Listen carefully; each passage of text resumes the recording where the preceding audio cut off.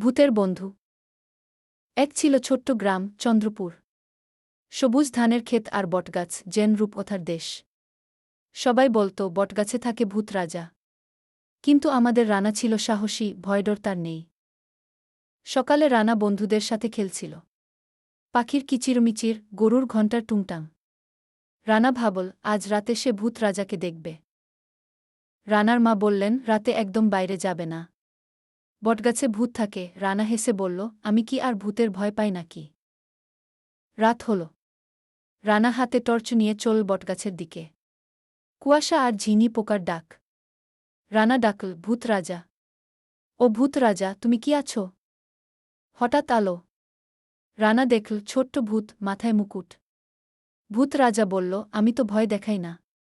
আমি শুধু বন্ধু খুঁজি। রানা আর ভূত রাজা বন্ধু হয়ে গেল। গাছে চড়ে পুকুরে ঝাঁপ দেয়। ওদের বন্ধুত্বে গ্রামটা যেন আরও সুন্দর হয়ে উঠল। কেমন লাগল আমাদের রানার গল্প?